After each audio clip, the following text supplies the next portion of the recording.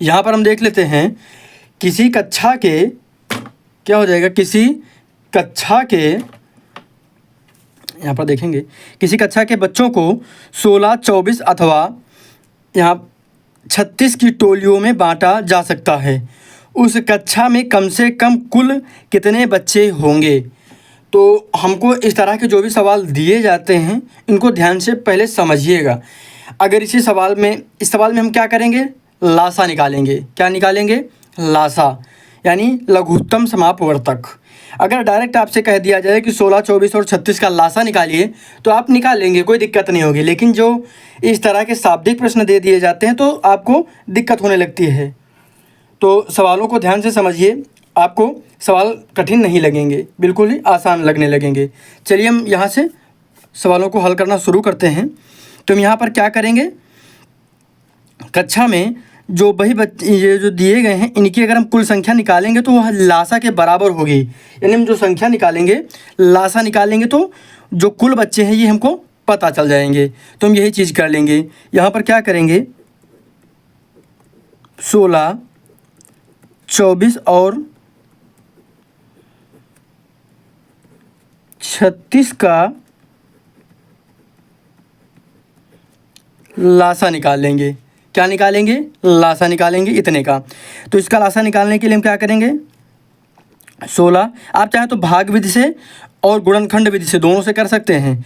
तो हम यहाँ पर आपको गुणनखंड विधि से ही समझा दे रहे हैं।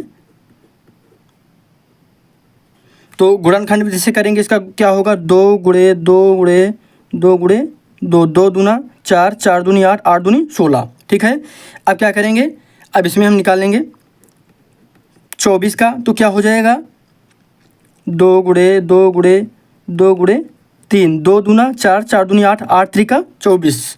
ठीक है, कोई दिक्कत नहीं है। आगे यहाँ पर क्या करेंगे, 36, इसका निकालेंगे तो क्या होगा, 2 गुणे 2 गुणे 3 गुणे 3। ठीक है, 2 दूना 4, 2 दूना 4, 4 3 12, 12 3 36। कोई दिक्कत तो नहीं है। अब यहाँ पर पहले जो कॉमन है इनको पहले अलग लिख लेते हैं। यहाँ पे क्या लिखेंगे, 2, ये भी कॉमन है, गुणे 2। अब यहाँ पे देखिए, यहाँ पे ये और ये तो कॉमन है लेकिन बाकी कॉमन नहीं है। तो यहाँ पर इन दोनों को पहले लिख लीजिए और बाकी के बाद में लिख लीजिए। या फिर आप चाहें तो इसको ऐसे भी लिख सकते हैं, 2 की पावर यहाँ पे क्या है, 2 की पावर क्या है, यहाँ पे 2 की पावर 4 है ना। और यहाँ पे क्या है, 2 की पावर 3 इंटू 3 की पावर 1। और यहाँ पे क्या है, 2 की पावर 2 इंटू 2 की पावर 3 की पावर 2। यही तो है यहाँ पे। तो यहाँ पे जो बड़ी घात वाले नंबर होते हैं इनको ले लीजिए, आसानी से कर पाएंगे इसको। तो यहाँ पर 2 की पावर 4 है ना, तो यहाँ पर 2 की पावर 4 का मतलब है 2 कितनी बार लिख दिया जाएगा, 4 बार। ठीक है, अब यहाँ पर देखिए 2 की पावर जो 3 की पावर 2, ये वाली संख्या बड़ी है ना, तो 2 की पावर 3 का मतलब 3 की पावर 2 का मतलब है 3 इंटू 3। क्लियर है, कोई दिक्कत तो नहीं। अब यानी इनको पावर के रूप में लिख लीजिए तो आपको ये जो मैच करने वाला जो कन्फ्यूजन होगा ये भी नहीं रहेगा फिर। ठीक है, तो यही करिएगा, आप घातों के रूप में संख्याओं को लिख लीजिएगा, उसके बाद करिएगा।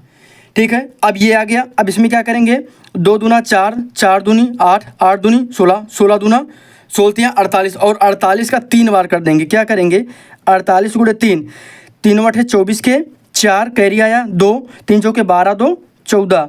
क्या आ जाएगा आंसर, 144।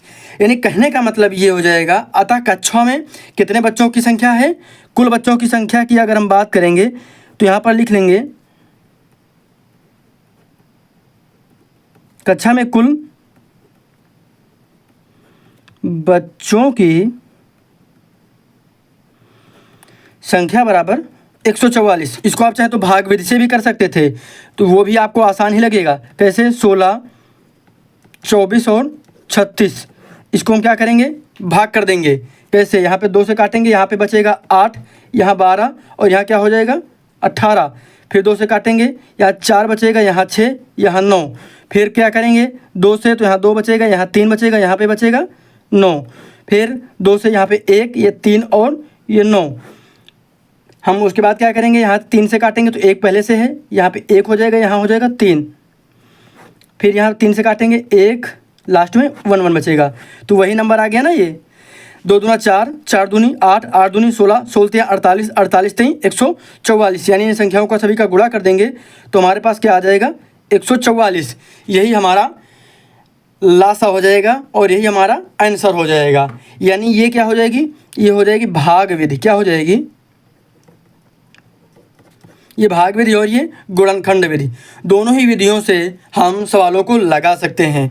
उम्मीद करता हूँ ये वीडियो आपको पसंद आया होगा। अगर वीडियो पसंद आया है तो लाइक करिएगा वीडियो को और अपने सभी दोस्तों के साथ शेयर भी ज़रूर करिएगा। वीडियो को पूरा देखने के लिए आपका बहुत बहुत धन्यवाद।